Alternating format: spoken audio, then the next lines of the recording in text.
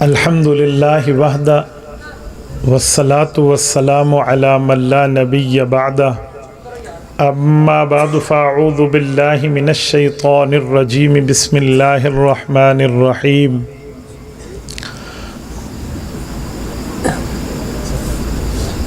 ما ضل صاحبکم وما غوى عن انس بن مالک رضی اللہ تعالی عنہ قال قال رسول اللہ صلی اللہ علیہ وسلم الانبیاء احیاء فی قبورہم یصلون رواہ الامام الہمام ابو یعلا فی مسندہ صدق اللہ العظیم وبلغنا رسولہ النبی الامی الکریم ونحن علی ذلک لمن الشاہدین والشاکرین والحمد للہ رب العالمین۔ معزز دوستو، آج 28 ستمبر 2022 بروز بدھ ہے اور رب کریم کا کرم ہے سن 1444 ہجری کا ربیع الاول اپنی آب و تاب سے شروع ہے اور یہاں ہم سالانہ مقصد محفل میلاد مصطفیٰ صلی اللہ علیہ وسلم کانفرنس میں بھائی اللہ بچایا، مولانا فضل الرحمان، باقی جتنے احبا اور ہمارے داعیین ہیں، ان کی دعوت پر میں موجود ہوں۔ آج سے تقریباً 3 ماہ کے لگ بھگ قبل ہم نے یہ تاریخ طے کی تھی اور اس کے مطابق میں آپ کے سامنے رسالت مآب علیہ الصلوۃ والسلام کے دنیا میں تشریف لانے کے ذکر کو پیش کرنے لگا ہوں۔ سبحان اللہ۔ میرے دوستو، یہ بات دنیا میں طے ہے کہ اللہ تعالیٰ نے دنیا 2 وجہ سے بنائی ہے۔ نمبر 1 عبادت خدا، نمبر 2 آمد مصطفیٰ۔ یہ دونوں وجوہات مل کر اللہ رب العزت کے سامنے کائنات ماراز وجود میں آئی۔ عبادت خدا قرآن کریم میں ہے، آمد مصطفیٰ حدیث پاک میں۔ ان دونوں کی وجہ سے کائنات کو وجود ملا ہے۔ 27واں پارہ اٹھائیے تو رب کریم فرماتے ہیں وَمَا خَلَقْتُ الْجِنَّ وَالْإِنسَ إِلَّا لِيَعْبُدُونَ۔ کائنات اللہ تعالیٰ کی عبادت اور معرفت کے لیے بنائی گئی ہے۔ حدیث پاک اٹھائیں، مستدرک حاکم میں حضرت عباس اور حضرت عمر رضی اللہ عنہما کی روایت موجود ہے، لولا محمد لما خلقت۔ حضرت آدم علیہ السلام کی معافی کو قبول فرماتے ہوئے رب نے فرمایا اے آدم، تجھے وجود اس لیے ملا ہے کہ ہم نے یہ طے کر لیا تھا کہ محمد مصطفیٰ نے دنیا میں آنا ہے۔ تو یہ 2 وجہیں۔ اب مسئلہ یہ ہے کہ کچھ لوگوں نے اس پر اتنی کنفیوژن، خدشات، سوالات، اشکالات شروع کر دیے ہیں کہ اس کا جواب دیے بغیر بات آگے بڑھانا مناسب نہیں ہے۔ وہ بات یہ ہے، قرآن کریم کی آیت اٹھا کر حدیث پاک کا انکار کریں گے، بھئی اصل وجہ تو عبادت خدا ہے، قرآن میں ہے، اس لیے ہم حدیث نہیں مانتے۔ حالانکہ ایسی بات نہیں ہے۔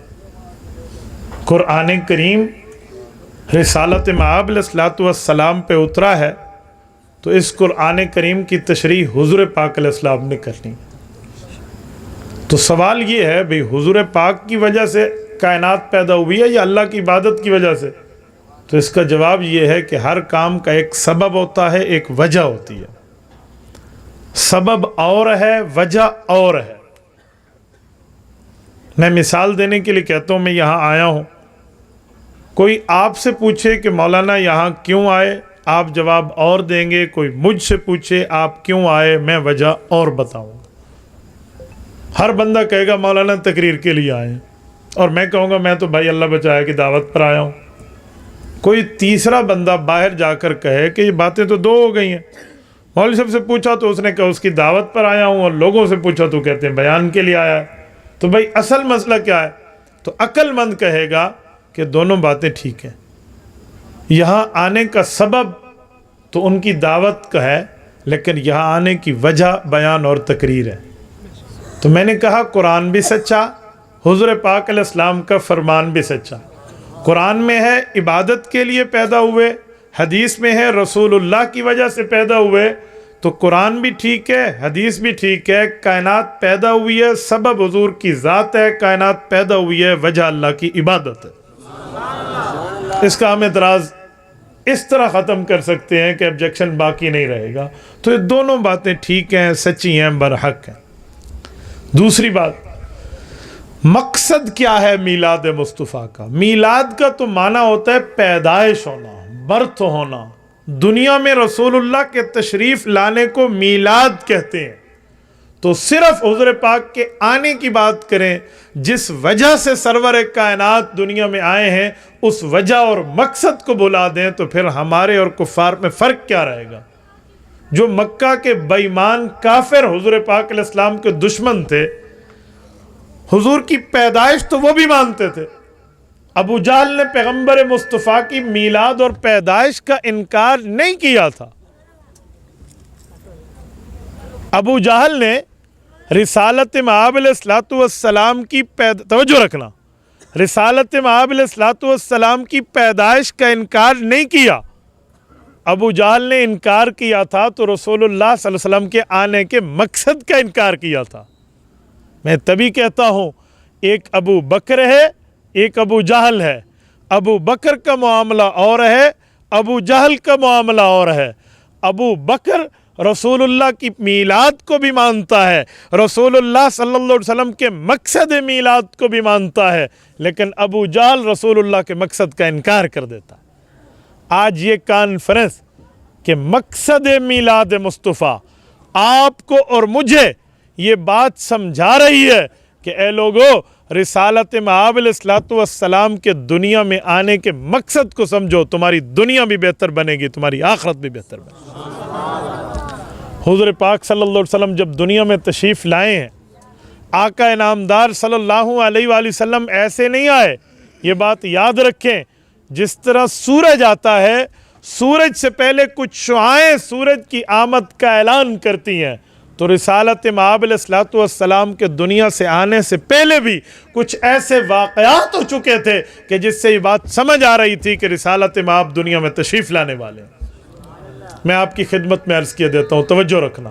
مثلا رسالت مآب علیہ السلام سے پہلے اس دھرتی پر جب اماں آمنہ کی شادی حضرت عبداللہ رسول اللہ کے والد مکرم سے ہوتی ہے، تو اس میں بھی کئی باتیں ہمیں نظر آتی ہیں۔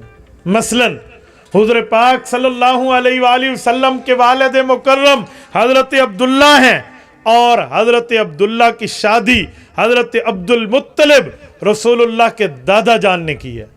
کہاں شادی کی، کس جگہ کی، کس بنیاد پر رشتہ مانگا، اور اس رشتے کے احوال کیا ہیں، اس رشتے کی ترتیب کیا ہے؟ اگر ہم ان تمام باتوں کو سامنے رکھیں تو ہمیں رسول اللہ کے آمد اور میلاد کا مقصد سمجھ آئے گا۔ اب توجہ رکھنا، رسول اللہ کے جو والد کے والد یعنی حضور پاک کے دادا جان ہیں، جن کا اصل نام شیبۃ الحمد ہے، اس کو پکڑ لیں، شیبۃ الحمد ہے، جن کو عبد المطلب کہتے ہیں، ان کا نام شیبۃ الحمد کیوں پڑا؟ سنیں، حضور پاک کے پردادا حضرت ہاشم کی شادی مدینہ طیبہ میں ہوئی تھی۔ جب وہ جا رہے تھے بیت المقدس کے سفر پہ، تو مدینہ طیبہ میں حضرت ہاشم کی شادی ہوئی ہے فاطمہ بنت عمر بن عائز کے ساتھ۔ یہ رسول اللہ صلی اللہ علیہ وسلم کی پردادی ہیں، حضرت فاطمہ بنت عمر بن عائز۔ کچھ عرصہ اپنی گھر والی کے ساتھ رہے، پھر بیت المقدس سفر پہ تشریف لے گئے، تو علامہ سہیلی نے روض الانف میں لکھا ہے کہ ان کا انتقال وہیں ہو گیا۔ حضور پاک کے پردادا کی قبر آج بھی فلسطین میں ہے، بیت المقدس میں ہے۔ تو پیچھے ان کی بیوی بیوہ ہو گئی، لیکن ایک بچہ ان کے پیٹ میں تھا۔ یہ بچہ جب پیدا ہوتا ہے تو اس بچے کا چہرہ بڑا خوبصورت، بال بڑے خوبصورت، شکل بڑی خوبصورت، لیکن ایک چھوٹی سی چیز ہے جو بعض اوقات لوگوں کو عجیب نظر آتی ہے۔ وہ کیا ہے؟ سارے بال تو کالے ہیں جیسے بچوں کے پیدائش کے وقت ہوتے ہیں، لیکن ماتھے کے ساتھ ایک چٹیا، ماتھے کے ساتھ چھوٹے سے ایک بال جو پیشانی کے قریب ہے، وہ سفید ہے۔ سفید بال تو بوڑھے آدمی کے ہوتے ہیں، یہ تو پیدائشی بچہ ہے، کہیں برے نہ لگیں، بھدے نہ لگیں، کوئی اعتراض نہ کرے. لیکن ادھر سے سوچتے کیسے اعتراض کریں گے، سفید بال بھی تو بہت اچھے نظر آتے ہیں. تو پھر ان کا نام پڑا شیبۃ الحمد. شیبہ کہتے ہیں سفید بالوں والا، حمد کہتے ہیں جس کے بچپن میں بھی سفید بال خوبصورت نظر آئے. یہ شیبۃ الحمد. ان کو عبد المطلب کہتے ہیں، یہ رسول اللہ کے دادا جان ہیں. عبد المطلب کیوں کہتے ہیں؟ عبد المطلب کا معنی ہے مطلب کا غلام، مطلب کا جو ہے نا کیا کہتے ہیں وہ کام کرنے والا. مطلب کون ہے؟ مطلب ہاشم کے بھائی ہیں، رسول اللہ کے پردادے کے چھوٹے بھائی ہیں. ان کو پتہ چلا کہ میرا بڑا بھائی مدینہ طیبہ میں اس کی شادی ہوئی اور اس کا بچہ پیدا ہوا، وہ بھائی جا کر تو فوت ہو گیا، تو کیوں نہ میں اپنے بھتیجے کو اپنے گھر لاؤں، میں بھتیجے کو اپنے خاندان میں لاؤں. وہ ہاشمی ہے، وہ قریش کا ہے، وہ مدینہ طیبہ میں، وہ تو مکی کی اولاد ہے، اسے مکہ میں آنا چاہیے. تو مطلب جو ہاشم کے چھوٹے بھائی، رسول اللہ کے پردادے کے چھوٹے بھائی ہیں، یہ مکہ سے چل کے مدینہ گئے ہیں. مدینہ طیبہ میں ان کا استقبال ہوا ہے، سب جانتے ہیں. تعارف کے بعد کہا کہ میرے آنے کی وجہ یہ ہے، میں اپنے بھتیجے کو لینے آیا ہوں. تو اسی شیبۃ الحمد کو انہوں نے ساتھ بھیجا کہ دادا کے گھر جا رہا ہے، اپنی فیملی میں جا رہا ہے، اپنے خاندان میں جا رہا ہے، اپنے عزیز و اقارب میں جا رہا ہے. تو وہ آ گئے، انہوں نے اونٹ پہ ساتھ بٹھایا. یہ پہنچے ہیں مکہ مکرمہ. تو اتفاق سے ان کو پاس کپڑوں کا دوسرا جوڑا نہیں تھا جب یہ واپس آ رہے تھے. شیبۃ الحمد حضور پاک کے دادا جان، کپڑوں کا وہی سوٹ تھا جو ساتھ لے آئے تھے. بس وہ راستے میں میلا ہوتا گیا. تو میلے کپڑے ہوئے. ان نے سوچا مکہ جائیں گے تو گھر جا کر دادی اماں اس کو نہلائے گی، دھلائے گی، اچھے کپڑے پہنائے گی. تو جب مکہ داخل ہونے لگے کپڑے میلے تھے. لوگوں نے پوچھا مطلب یہ کون ہے؟ اگر وہ اس موقع پہ کہہ دیں کہ میرا بھتیجا ہے تو کوئی یہ بھی کہے گا بھتیجے کو چچا اچھے کپڑے بھی نہیں دے سکتا. رحیم یار خان کے دوستو، اس وقت چچے اپنے بھتیجوں پر بڑے شفیق ہوتے تھے، بڑے نرم ہوتے تھے. آج کل کا زمانہ نہیں تھا کہ چاچا بھتیجے کو دیکھ ہی نہیں سکتا. یہ زمانہ نہیں تھا کہ چچا بھتیجے کی عزت دیکھ ہی نہ سکے. اس زمانے میں بھتیجے کی بڑی عزت، قدر و منزلت ہوتی تھی. تو انہوں نے کہا میرے بھتیجے ہیں. یہ نہ کہا بلکہ اس کی جگہ کہا ھذا عبدی، یہ میرا غلام ہے، میرے گھر میں کام کرتا ہے، میرا چھوٹا ہے، میرے محتاط ہے. عبد کے سارے معنی ہوتے ہیں، اسے کذب پہ معمول نہیں کر سکتے. تو کہا یہ تو میرا عبد ہے، غلام ہے. تو لقب پڑ گیا عبد المطلب، مطلب کا غلام. نام اصل میں شیبۃ الحمد تھا. اب سنیں، میں نے بات آمد مصطفیٰ کے مقصد پہ کیوں کی ہے، توجہ رکھنا. رسالت مآب کے اس دادا جان کو رب نے وہ کرامات عطا فرمائی تھیں کہ جو کرامات سے ثابت ہوتا تھا کہ ان کی نسل سے واقعی رسالت مآب تشریف لائیں گے. وہ کیا؟ ان کے چہرے پر نبوی وجاہت کی ایک اثر اور ایک شکل نظر آتی تھی. جب ابرہہ آیا تھا جس نے مکہ مکرمہ پہ حملہ کیا ہاتھیوں کو لے کر، جس کے لیے قرآن کریم کی سورۃ الفیل موجود ہے، الم تر کیف فعل ربک باصحاب الفیل. یہ جو رسول اللہ صلی اللہ علیہ وسلم کی پیدائش سے 55 دن پہلے کی بات ہے. جب وہ کعبہ پر حملہ آور ہونے آیا تو اس کے حملے کو حضرت عبد المطلب نے بڑی ترتیب سے روکا تھا. ترتیب کیا تھی کہ حضرت عبد المطلب نے کعبے والے کے حوالے کر دیا. لیکن ایک بات کی تھی جو اس کی آنکھوں میں آنکھیں ڈال کے کہہ آئے تھے. جب وہ ابرہہ یمنی کافر کعبۃ اللہ کا دشمن مکہ مکرمہ انٹر ہوتا ہے تو اس نے دیکھا 200 اونٹ، ایک لشکر اونٹوں کا ریوڑ ایک جگہ چل رہا ہے. انہوں نے کہا بڑا مال ہے، کس کا ہے؟ انہوں نے کہا جی کعبے کے متولی عبد المطلب کا ہے. انہوں نے کہا پکڑ لو. کعبے کا متولی کہاں سے آ گیا؟ میں تو اسی کعبے کو گرانے جا رہا ہوں، پکڑو. انہوں نے 200 اونٹ پکڑ لی. حضرت عبد المطلب کو پتہ چلا تو یہ اونٹ چھڑانے گئے. سنو اونٹ چھڑانے گئے، یہ کہنے نہیں گئے کہ کعبۃ اللہ کو بخش دے، اس پر کوئی نرمی کر لے. جی نہیں. یہ جب وہاں گئے ہیں نا، کہتے رسول اللہ کے دادا جان کے چہرے پہ وہ وجاہت تھی کہ ابرہہ اپنے تخت پر ٹک نہ سکا. تو کبھی ادھر دیکھتا، کبھی خود کو دیکھتا کہ اسے اگر اپنے ساتھ بٹھایا تو لوگوں کو کیا منہ دکھا پاؤں گا کہ دشمن کو تخت پہ ساتھ بٹھایا. خود نیچے بیٹھتا تو اپنی اکڑ ختم ہوتی. تو آخر وہی ہوا, یہ اترا اپنے تخت سے, ان کو بھی نیچے بٹھایا, خود بھی نیچے بیٹھ گئے. امام سہیلی فرماتے ہیں یہ رسول اللہ صلی اللہ علیہ وسلم کے دادا جان کی حضور کی وجہ سے کرامت ظاہر ہوئی. میں کرامت کا جملہ بول رہا ہوں اس بنیاد پہ کہ حضرت عبد المطلب مؤمن ہے, ان کا کوئی کفر اور شرک ثابت نہیں ہے, یہ یاد رکھیں. رسول اللہ کے دادا جان کا کوئی شرک ثابت نہیں ہے, دادا جان مؤمن ہے, ملت ابراہیمی پر ہے, کسی بت کے سامنے سجدہ ریز نہیں ہوئے.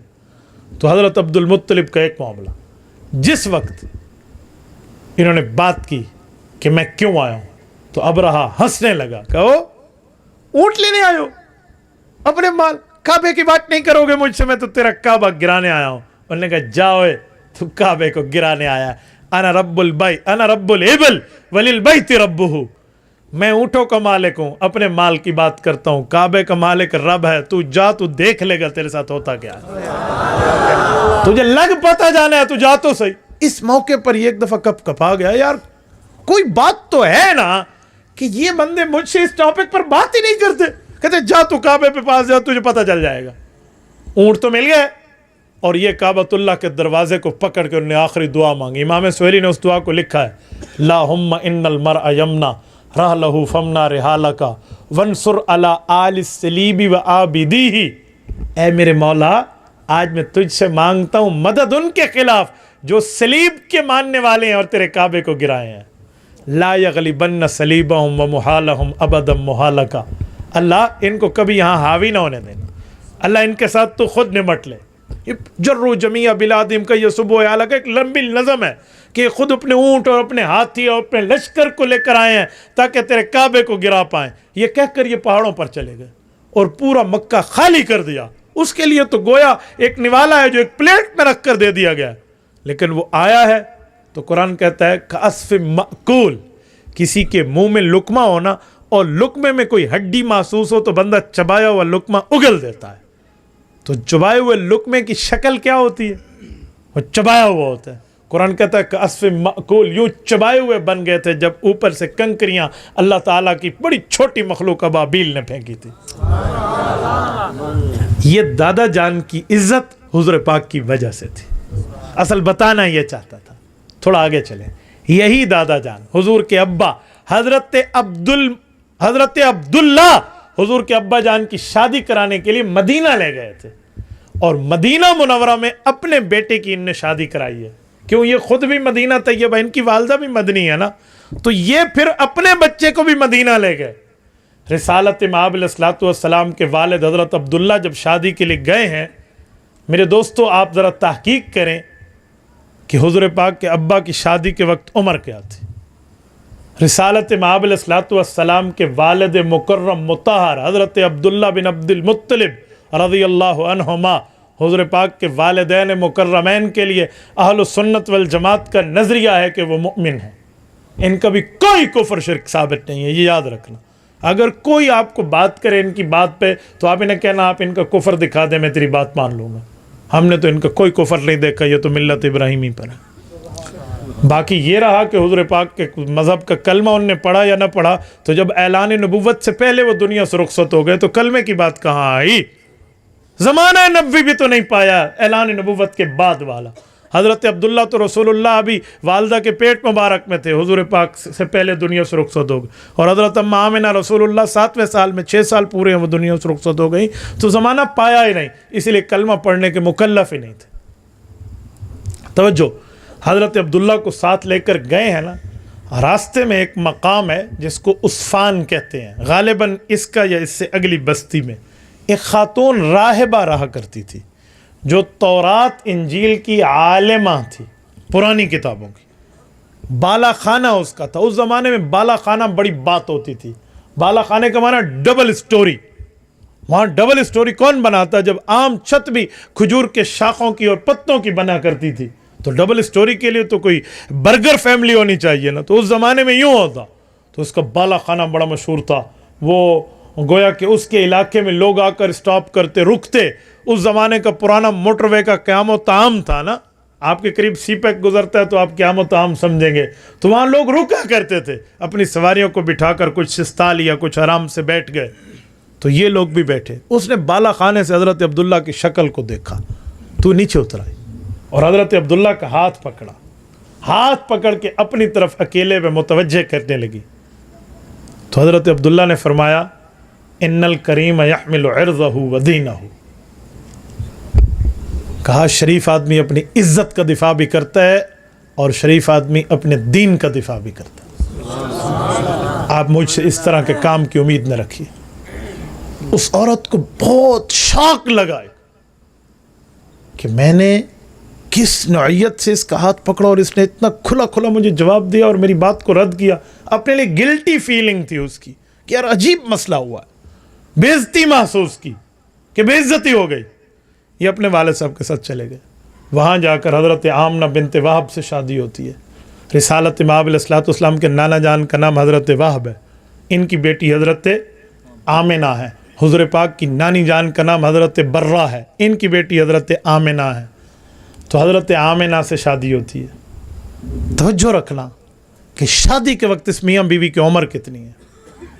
حضرت عبداللہ کی عمر شادی کے وقت 17.5 سال ہے, زیادہ سے زیادہ 18 سال ہے, اور ان سے 1 سال کم 16.5 اور 17 سال عمر حضرت آمنہ کی.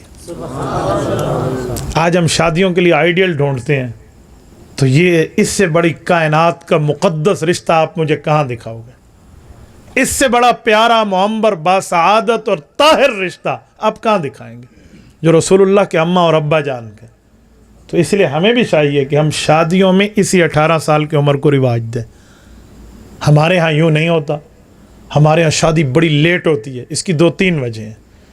ایک تو ہمارے ہاں مصیبت ہے کہ نوکری ہو سی تو چھوکری ہو سی. ہاں سیدھی سی بات ہے نا, ہمیں خود بھی تو کچھ دیکھنا چاہیے. یہ اسلامی کانسیپٹ نہیں ہے, یہ اسلامی سوچ نہیں ہے. حدیث پاک میں تو ہے کہ بیوی اپنا رزق لے کر خود آئے گی اور آپ اس کے رزق کا پہلے انتظام کر لیں, بھی نوکری ہو سی تو چھوکری ہو سی. ناراض نہ ہونا, میں نے بڑے بڑے نوکریوں والوں کی بیویوں کو طلاق ہوتے دیکھی ہے اور اپنے ہاتھ سے فتویٰ لکھا ہے جب ہمارے پاس مسئلہ آیا ہے. اللہ, یہ میں اپنی بات کرتا ہوں, اب باقی علماء کی کارگزاری آپ خود پوچھ لیں. کون کہتا ہے نوکری ہوگی تو رشتہ چل پائے گا؟ بھائی اخلاق اور دین ٹھیک ہوگا تو رشتہ چل پائے گا, ورنہ عام طور پہ اس طرح نہیں چل پائے گا پھر. تو اسی لیے معاملات میں اخلاق ٹھیک کریں. باقی جہاں گھر میں 2 روٹیاں پکتی ہیں وہاں 3 بھی پک سکتی ہیں, پرابلم نہیں ہے اس پر. آپ کہیں گے کل اولاد ہوگی تو کھائیں گے کہاں سے؟ 16ویں پارے کا دوسرا آخری صفحہ میں جواب دیتا ہے نحن نرزقہم و ایاکم. اللہ بچوں کے منہ سے والدین کو رزق دیتا ہے, تو تم کہتے ہو بچوں کو کہاں سے ملے گا؟ جی ہاں, لا تقتلوا اولادکم خشیۃ املاق. اور آپ نے فرمایا اپنے بچوں کو اس لیے مار رہے ہو کہ کھلائیں گے کہاں سے؟ نحن نرزقہم و ایاکم. ہم ضمیر پہلے ہے جو بچوں کی طرف راجع ہے, کم بات میں ہے جو بڑوں کی طرف ہے. کہا ان کے سبب تمہیں رزق ملتا ہے, جس کو حدیث پاک میں کہا گیا ترزق بضعفائکم. تم اپنے ان ضعیف گھر کے چھوٹے بچے, اولاد, یا گھر میں بوڑھے, یا وہ بچیاں جو نہیں کما سکتی, ان کی وجہ سے ان کو رزق ملتا ہے جو کما رہے ہیں. تو اس عمر میں شادی کو رواج دینا چاہیے. تو رسالت امام علیہ السلام کے ابا اور اماں جان کی یہ عمر ہے, اس عمر میں شادی ہے. جب شادی ہو گئی, کچھ دن اپنے اہل و عیال میں گزارے حضرت عبداللہ نے, اور واپس مکہ مکرمہ تشریف لائے ابا جان کے ساتھ کہ کچھ عرصہ رہ کے پھر اپنی اہلیہ کو بلاؤں گا جو مکہ مکرمہ آئیں گے. اوکے, جب یہ چلے ہیں واپسی پر, اسی جگہ رکے, اسی قیام و طعام پہ جس جگہ پہلے رکے تھے, اور اتفاق سے اس خاتون نے پھر حضرت عبداللہ کو دیکھ لیا. وہ ایک بار پھر اتری اور یہ تھوڑے سے پیچھے ہونے لگے کہ اے مصیبت وال گل پوندی پئی ہے. دوسرے لفظوں میں تو یہی ہے نا کہ مصیبت پھر گلے فٹ ہو رہی ہے. پیچھے ہٹے تو اس خاتون نے ہاتھ سے اشارہ کیا, کہا جی نہیں, اب مجھ سے فکر گزرت نہیں ہے, میں آپ سے ایک بات کرنے آئی ہوں. جی کیا؟ کہ میں تورات انجیل کی عالمہ ہوں, مجھے کوئی شہوت اور ہوس نہیں تھی, بس ایک وجہ تھی,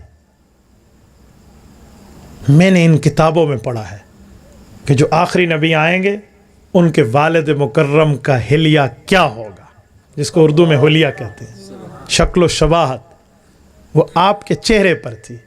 میں چاہتی تھی کہ نور محمدی کی حاملہ میں بن جاؤں، لیکن عبداللہ اب آپ کے چہرے سے وہ نور محمدی کہیں اور منتقل ہو چکا ہے۔ میری کتابوں کا علم مجھے یہ بتاتا ہے۔ میرے دوستو، رسالت مآب علیہ الصلوۃ والسلام کے آنے سے پہلے یہ معاملات موجود ہیں، یہ آپ کو کہیں اور کہاں نظر آئیں گے؟ حضرت اماں آمنہ کے لیے امام زرقانی نے مواہب میں لکھا ہے، سنیے، فرمایا، ساری مواہب میں نہیں، مواہب کی شرح الزرقانی میں امام زرقانی نے لکھا ہے، مواہب اللدنیہ کی شرح وہ تو امام قسطلانی کی ہے۔ حضرت زرقانی رحمہ اللہ ایک بڑا اپنی سند کے ساتھ ایک عجیب واقعہ لکھتے ہیں جس سے رسالت مآب علیہ الصلوۃ والسلام کی عظمت واضح ہوتی۔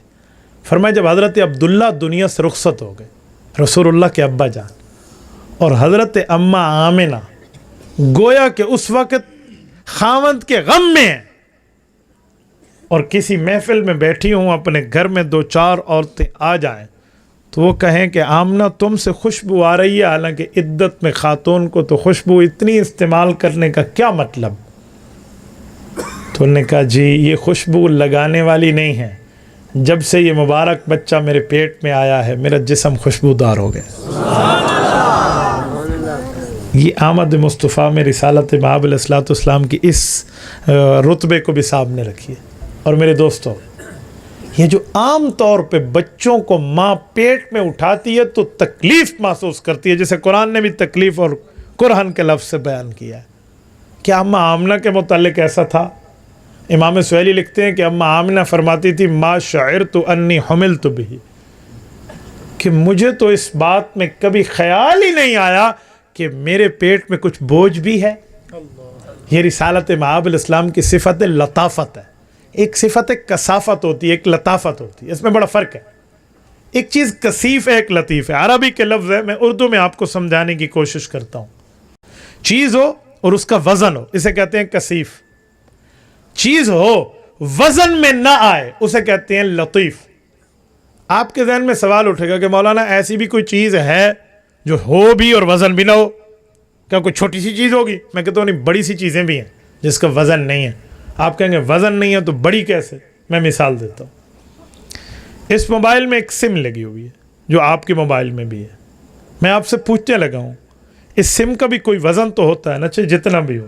آپ اس سم کا وزن رکھیں، ترازو میں تولیں، اس کے بعد اس سم میں آپ ایک کیا 10,000 روپے کا بیلنس ڈال دیں، ٹھیک ہے، امیجز سے بھر دیں اس کو، سب کچھ وہاں رکھ کے معاملات میں بیلنس کے بعد اس سم کو تولیں۔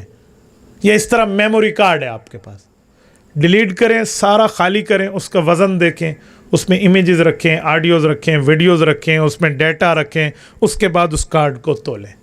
کیا اس سم میں بیلنس آنے سے اور میموری کارڈ میں پورا ڈیٹا آ جانے سے اس کا وزن بڑھ جائے گا؟ مثلا اس میں 1,000 ہو تو وزن اتنا ہے اور 10,000 روپے ہو تو وزن اتنا ہو جائے گا؟ بولیے کیوں؟ چیز ہے، وزن نہیں ہے۔ یہ جدید سائنس نے ہمیں لطافت کی ایک مثال دی ہے۔ یہ دنیا والے کر سکتے ہیں، رب تو دنیا کا رب ہے جو اس کائنات کا خالق و مالک ہے، وہ رسالت مآب علیہ الصلوۃ والسلام میں لطافت کثافت کے اندر کیسے نہیں رکھ سکتا؟ اور پتہ ہے کیسے ہوئی؟ اب توجہ دیتا ہوں۔ حضرت ابوبکر صدیق رضی اللہ عنہ نے رسالت مآب علیہ السلام کو ہجرت کی رات اپنے کندھوں پر اٹھایا تھا، اور ابوبکر کوئی جسمانی طور پہ پہلوان نہیں تھے کہ دوسرے کو اٹھا لیں۔ کانا نحیف الجثہ، ان کے لیے آتے یعنی کہ یہ ہیلدی نہیں تھے بلکہ جسمانی طور پہ کمزور تھے۔ ایمانی طاقت اور ہے، اور جسمانی بات کرو، جسمانی طور پہ کمزور ہے۔ اور جس غار ثور پر چڑھ رہے ہیں، رب کریم آپ کو مکہ مکرمہ لے جائے، اللہ آپ کی برکت سے ہمیں بھی لے جائے۔ آپ جبل نور پر ذرا چڑھ کے غار ثور کو دیکھنا اور مجھے بتانا کہ غار ثور پہ اکیلا بندہ چڑھ سکتا ہے؟ اگر راستے نہ ہوں جو آج کل راستے بنے ہیں، کوئی اکیلا چڑھ کے دکھائے۔ اکیلا چڑھنا مشکل ہے۔ ابو بکر کی محبت دیکھیں، حضور کو اٹھا کر لے گئے۔ یہاں بھی کثافت اور لطافت کے منظر کو سامنے رکھیں گے تو آپ اس مسئلے کو حل کر پائیں گے، ورنہ یہاں کا جواب دینا کوئی خالہ جی کے گھر کی بات نہیں ہے۔ تو یہ رسالت مآب علیہ السلام میں چیزیں تھیں. اسی وجہ سے اما آمنہ کیا فرماتی ہیں؟ ما شعرت انی حملت بھی، مجھے تو پتہ ہی نہیں ہے میں رسالت مآب علیہ السلام جو میرا بیٹا ہے میں نے اس کو اپنی پیٹ میں اور اپنے جان میں اٹھایا ہوا. حضور اقدس صلی اللہ علیہ وسلم کی میرے دوستو یہاں شان بھی ظاہر ہے آمد سے پہلے. اور سنیں جب حضور دنیا میں تشریف لائے ہیں، رسالت مآب علیہ السلام کی پیدائش کے آپ نے کئی واقعات سنے ہوں گے. نام نامی کس نے رکھا؟ انہی دادا جان شیبۃ الحمد حضرت عبد المطلب نے رکھا. کیا نام رکھا؟ محمد. سب کہہ دیں، سارے کہہ دیں صلی اللہ علیہ وسلم. اس عقیدے اور نظریے سے کہیں کہ ہمارا عقیدہ اور نظریہ ہے کہ ہم ادھر سے درود پاک پڑھیں گے، حضور کے پاس کون لے جائیں گے؟ بولیے. اور حضور پاک کی قبر پہ پڑھیں گے آقا نامدار. آپ کا عقیدہ ہے تو ہاتھ کھڑا کرو ذرا. جزاک اللہ ہے، جزاک اللہ. اس لیے میں نے آپ سے ہاتھ کھڑے کرائے ہیں. میں نے سمجھا جلسے میں کوئی مہمان اور مسلمان دونوں آئے ہوئے ہیں. ٹھیک ہے، کچھ مہمان بھی آتے ہیں کچھ مسلمان بھی آتے ہیں، تو آپ مسلمان بنے، مہمان اگرچہ نہ بولیں، مسلمان تو بولیں. ہمارا تو عقیدہ اور نظریہ ہے تو اس عقیدے کا اظہار کھلا کھلا کرنا چاہیے. حضرت رسول اللہ کا نام کیا رکھا؟ حضرت محمد صلی اللہ علیہ وآلہ وسلم. کیوں رکھا؟ کس بنیاد پہ رکھا؟ نام کا معنی کیا ہے؟ نام کا تو لفظی معنی ہے الذی اجتمعت فیہ صفات المحمودۃ کلھا، جس میں تمام اچھائیاں جمع. تو یہ نام کیوں رکھا؟ حضرت عبد المطلب کی روایت امام حاکم رحمہ اللہ مستدرک میں لائیں، المتوفی 405 ہجری. ارشاد فرماتے ہیں فقیل یا ابا الحارث لما ولد النبی صلی اللہ علیہ وسلم سماہ عبد المطلب محمد. حضور پاک پیدا ہوئے تو حضرت عبد المطلب نے نام محمد صلی اللہ علیہ وسلم رکھا. فقیل یا ابا الحارث ما حملک علی ان تسمی محمد. ساتھیوں نے پوچھا ابو الحارث یعنی عبد المطلب تو نے نام کس بنیاد پہ رکھا؟ معنی تو تعریف والا ہے. تو انہوں نے بہت اچھا اس کا مطلب لیا اور وہ کہنے لگے اردت ان یحمدہ اللہ فی السماء ویحمدہ الناس فی الارض. کہ میرا ماننا یہ ہے کہ اللہ آسمان میں اور مخلوق زمین میں اس کی تعریفیں کرتی رہے گی. یار کیا چیز ظاہر کروائی ہے رب کریم نے ان مقدس زبانوں سے. آپ حضرت عبد المطلب کو پڑھیں، آپ کو ان کو ساتھ حضور کی محبت نظر آئے گی، شرک کہیں نظر نہیں آتا. میں نے اس بنیاد پہ کہا کہ میں نے ملت ابراہیمی پر مانتا ہوں. یہ رسالت مآب علیہ السلام دنیا میں نام رکھا اور تشریف لائے ہیں. آگے لمبے اور تفصیلی واقعات ہیں، میں ان کو ٹچ نہیں کرتا، میں صرف ایک جھلکی دیتا ہوں. حضرت اماں حلیمہ آئی ہیں، اونٹنی لاغر ہے، لے کر لے گئی ہیں اپنے علاقے میں. پوری آپ نے بات سنی ہے. میں نے الحمدللہ رب کریم کا کرم ہے، ایک نہیں کئی بار حضرت اماں حلیمہ سعدیہ رضی اللہ عنہا رسول اللہ کی والدہ بھی ہیں اور دائی بھی ہیں. ان کے اس گھر کی جس میں حضور پاک نے 4 سال اپنے بچپن کے گزارے ہیں، کئی بار الحمدللہ زیارت کی ہے. اس سال اگست میں بھی میں حضرت اماں حلیمہ کے گھر میں رب کریم نے کرم فرمایا، ایک تفصیلی اجتماعی دعا کا بھی ہمیں وقت ملا ہے اور ہم نے اس جگہ کی زیارت کی ہے جہاں رسالت مآب علیہ السلام تو اسلام کو سلا کر فرشتوں نے پہلی بار سینہ مبارک کو کھول کے شق صدر فرمایا. وہاں ایک درخت ہوتا تھا، آج کل وہ ہٹ گیا، لیکن وہ جگہ مبارک آج بھی موجود ہے. اور میرے دوستو، رسالت مآب علیہ السلام نے جن گھروں میں قیام فرمایا، جس کنویں سے پانی بھر کے نوش فرمایا، اور جہاں رسالت مآب علیہ السلام نے اماں حلیمہ کی بکریوں کا پہرا دیا، ان تمام جگہوں کی زیارات آج بھی بنو سعد میں موجود ہیں. رب کریم آپ کو لے جائے. میرے دوستو، آپ مکہ مکرمہ سے کبھی یہاں جانے کا ارادہ ہو نا، آج کل تو ماشاءاللہ عمرہ 90 دن کا ہے، آپ جائیے گھومیے پورے کنگڈم میں. آپ مکہ مکرمہ سے طائف آئیں، طائف کے 2 راستے ہیں، ایک کو کہتے ہیں طریق سیل، ایک کو کہتے ہیں طریق الہدا. ہدا میں ہلز ایریا ہے، پہاڑی سفر ہے، اگر پہاڑی سفر آپ کر سکتے ہیں تو وہ راستہ ٹھیک ہے، ویسے روڈ بہت اچھے ہیں. دوسرا بالکل صحرائی سفر ہے جسے طریق سیل کہتے ہیں، سیل کبیر کا والا راستہ. اس پر کوئی ہلز ایریا نہیں ہے، پہاڑی سفر نہیں ہے، صحرائی سفر ہے اور بڑا زبردست ہے، لیکن تھوڑا لمبا راستہ ہے. میں نے ان دونوں راستوں سے سفر کیا ہے. اس میں مزے کی بات میں آپ کو عرض کروں، جو ایمانی مزے کی ہے وہ یہ ہے کہ میں ایک مرتبہ پہاڑی راستے سے گیا تھا، واپس آیا تو میں نے پھر آ کر کتابوں کو کھولا کہ جب حضور پاک علیہ السلام طائف تشریف لے گئے تھے تو حضور پاک علیہ السلام کے ساتھ کون تھا؟ کتنے دنوں کا یہ سفر تھا جو رسالت مآب علیہ السلام نے کیا ہے؟ تو میں نے دیکھا کہ حضرت رسول اللہ صلی اللہ علیہ وسلم کے ساتھ حضرت زید بن حارثہ رضی اللہ عنہ ہیں.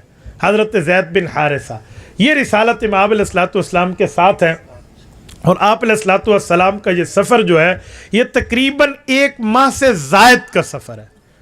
بعض روایات میں تو 50 دن کا سفر بھی لکھا ہے.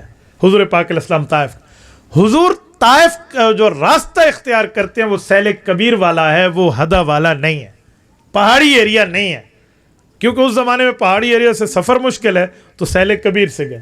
تو میں نے اگلے دن اپنے دوستوں کو کہا کہ ایک بار طائف پھر جائیں گے. کہا جی وہ کیوں؟ میں نے کہا سیل کے راستے سے جائیں گے. رسالت مآب علیہ السلام کا طائف کا سفر بھی سیل کبیر کے راستے سے ہوا ہے. تو میرے دوستوں میں بات کا مطلب یہ تھا کہ وہاں ایک ایمانی کیفیت موجود ہے، رب کریم آپ کو لے جائے. تو یہ رسالت مآب علیہ السلام کی جو پیدائش ہے، ان میں جو کرامات اور رسالت مآب علیہ السلام کے لیے اللہ تعالیٰ کی قدرت اور حضور پاک علیہ السلام کے معجزات اور رتبات یہ جو موجود ہیں، تو یہ کوئی بلا وجہ ہے، یہ بلا مقصد ہے، بس صرف آنا اور صرف آنا اور صرف آنا اور صرف میلاد اور صرف پیدائش تک بات ہے؟ جی نہیں. اصل ہے مقصد میلاد کہ حضور پیدا کیوں ہوئے، دنیا میں تشریف کیوں لائے، کس بنیاد پر رسالت مآب کی آمد ہوئی ہے. اگر ہم اس مقصد کو پہچان جائیں ہماری دنیا بھی بہتر، ہماری آخرت بھی بہتر. مثلا اب سنیں، ایک ابو لہب ہے، ایک ابو بکر ہے، یہ دونوں ہیں، بچپن میں دونوں کا تعلق رسول اللہ سے ہے. ابو بکر رسالت مآب علیہ السلام کے بچپن کے ساتھی ہیں، 2.5 سال کی عمر کا فرق ہے. ابو لہب رسول اللہ کا چچا ہے اور حضور پاک کی دنیا میں میلاد پر خوشی منانے والا بھی ہے، خرچ کرنے والا بھی ہے. مال خرچ کرنا بڑی بات ہوتی ہے. حضور پاک کے میلاد پہ تو ابو جہل نے مال بھی خرچ کیا ہے. سویبہ نامی باندھی ہیں، بعد میں ان کا دودھ پینے کی روایت بھی آتی ہے رسالت مآب اور حضرت حمزہ رضی اللہ تعالی عنہ کے لیے.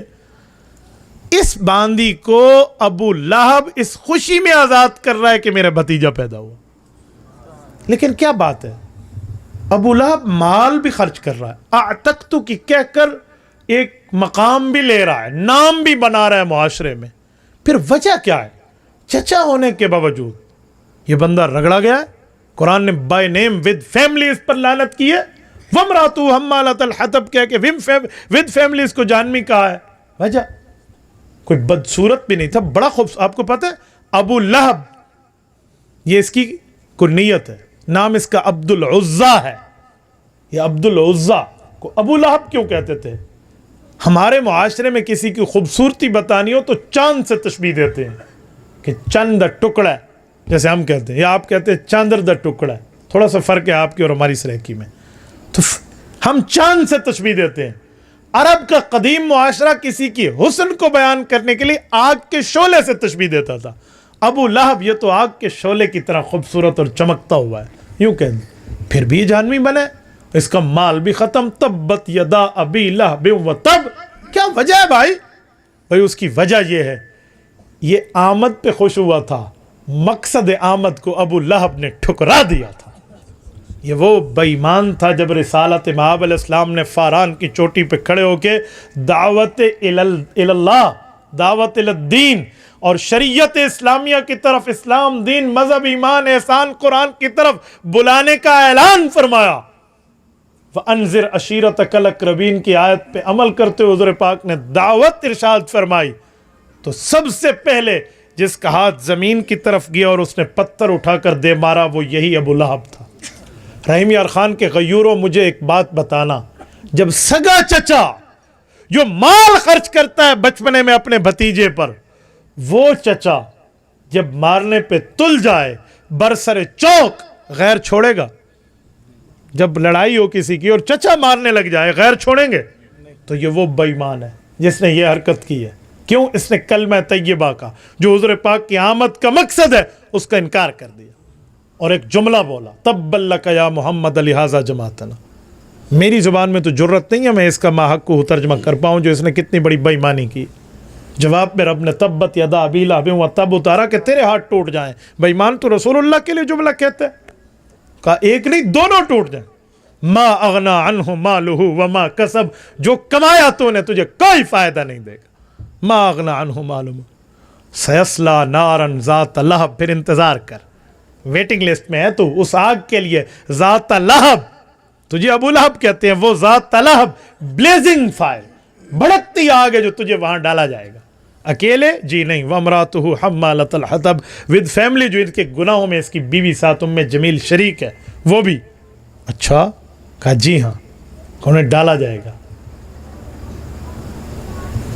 اور سنیں، حمالۃ الحطب فی جیدہا حبل من مسد، اور خالی ڈالا نہیں جائے گا بلکہ اس عورت کی گردن میں رسی لٹکائی جائے گی، یعنی hanging to the till death, جب تک مرے نہیں اور پھر دوبارہ زندہ، پھر مرے نہیں پھر دوبارہ زندہ، یوں پھانسی دی جائے گی. یہ قبر یہ جو ہے نا آخرت کا معاملہ ہوگا. اس طرح اس کے ساتھ کیوں؟ اس نے آمد کا انکار کیا ہے. رسالت مآب علیہ الصلوۃ والسلام کو آمد کے انکار، آمد کے ساتھ مقصد کے انکار پر یہ سزا ملی.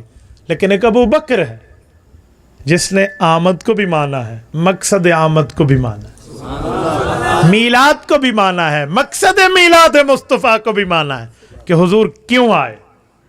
رسالت مآب نے اعلان نبوت فرمایا ہے، ابو بکر نے تن من دھن لٹا دیا.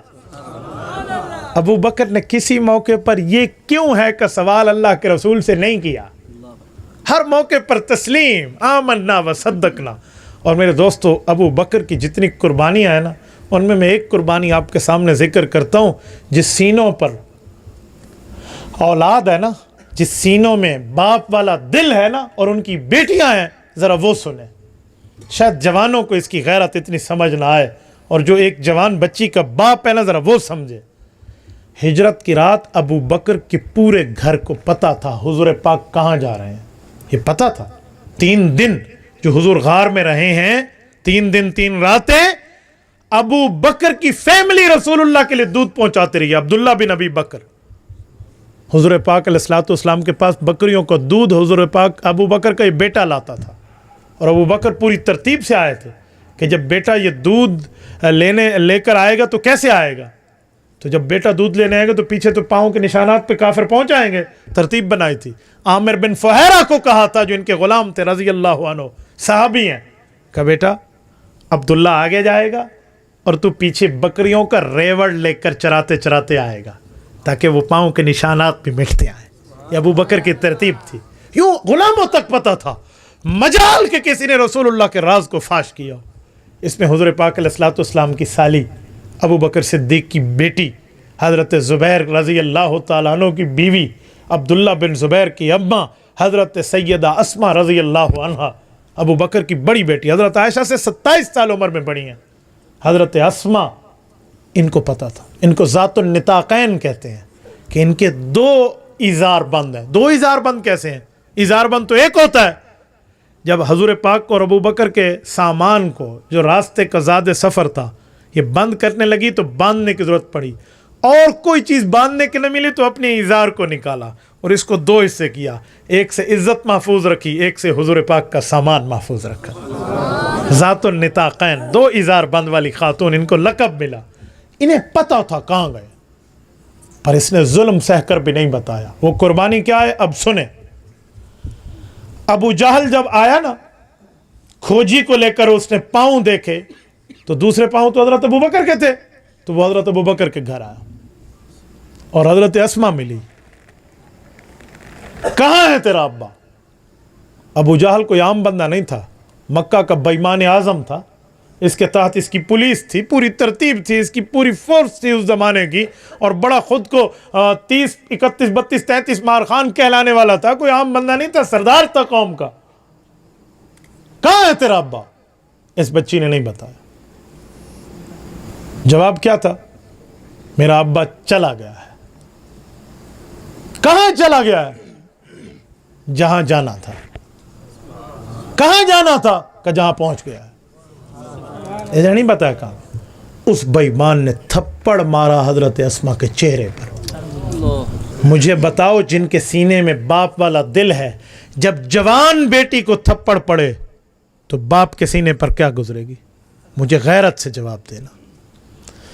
یہ ابو بکر کی قربانی کم ہے، یہ وہ موقع ہے جس موقع پر نعوذ باللہ کوئی کسی اور جیسا ہوتا تو وہ کہتا کہ یار ہون تے تیرے دھیاں کوئی مار لگن پہ گئی ہے، تو حال بھی اندہ ساتھ رہتی کھڑے، اب تو تیری بیٹیوں پر بھی حملہ ہونا شروع ہو گیا تو پھر بھی حضور پاک کا ساتھ دے کر ٹھہرا۔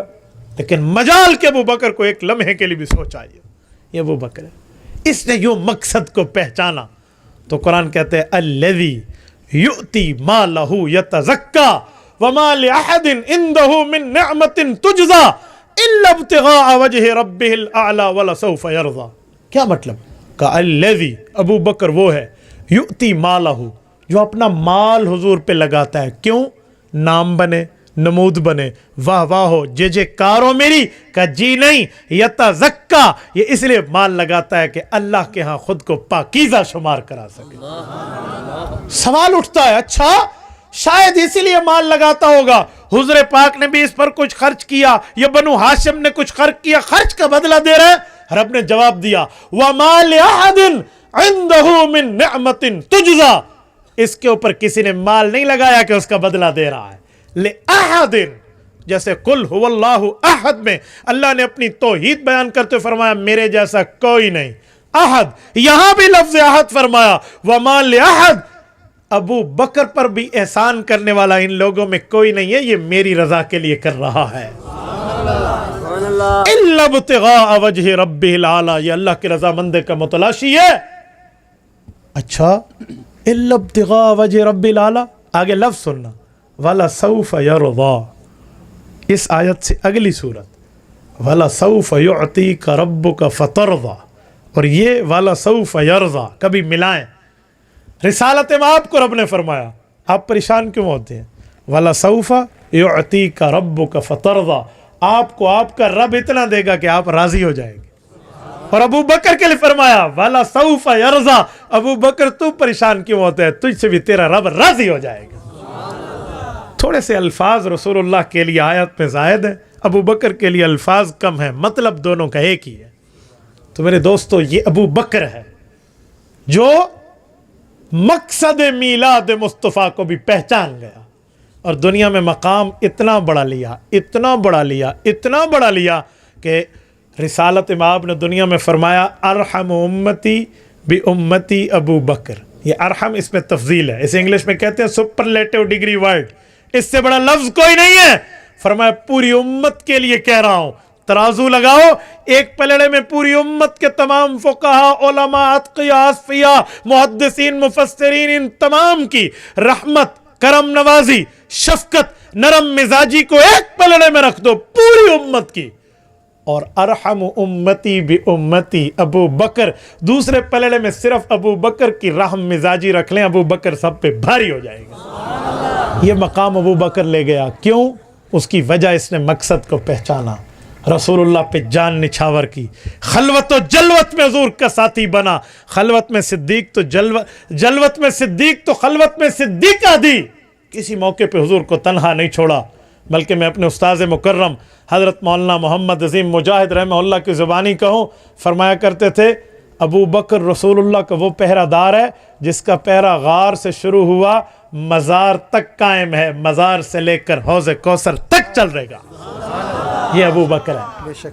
یہ مقصد کو پہچان گیا اور کامیاب ہو گیا۔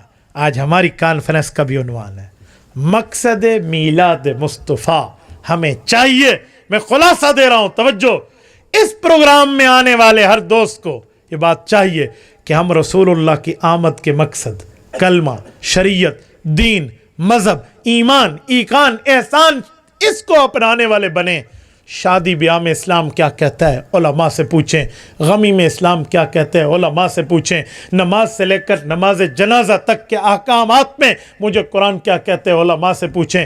کنوارا پن ہو یا شادی شدہ ہو، میں بیٹا ہوں تو ابا سے کیسے رہوں، میں بیٹا ہوں تو اماں کے ساتھ تعلق کیسے رہے، میں شادی شدہ ہوں تو ماں اور بیوی کے حقوق دونوں کے برابر رکھوں، ادھر سے بھی کروں گا خیانت تو جہنم، ادھر سے کروں گا خیانت تو دوزخ، کیا کروں، کس طرح معاملات کو مینٹین کر پاؤں۔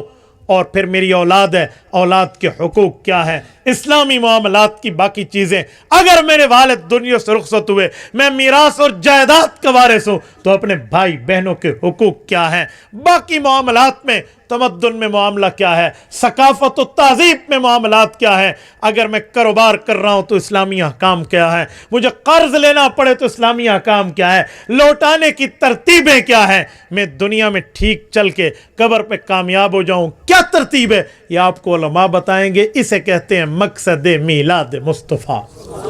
جو پیدائش تا وفات، ماں کی گود سے قبر کی گود تک تمہیں رسول اللہ کی تعلیمات سے آراستہ پیراستہ کر دیں، یہ رسول اللہ کی آمد کا مقصد ہے۔ اگر ہم اس پہ عمل کر گئے تو کامیاب ہیں، منہ موڑا تو ناکام ہے۔ بس میری بات کا خلاصہ یہ، میں اپنی بات کا خلاصہ پیش کر کے بات ختم کر رہا ہوں اور آپ کی غیرت کے دروازے پہ نوک کر رہا ہوں، دستک دے رہا ہوں کہ مسلمانوں، رسول اللہ صلی اللہ علیہ وسلم کی وجہ سے رب نے اس کائنات کو پیدا کیا، تو عبادت ہے، وجہ عبادت خدا یا آمد مصطفیٰ ہے، تو ہم عبادت خدا کے ساتھ عقیدت مصطفیٰ، احترام مصطفیٰ، اکرام مصطفیٰ اور مقام مصطفیٰ کو دیکھتے ہوئے زندگی گزاریں گے تو ہماری دنیا میں بہتر، ہماری آخرت میں بہتر۔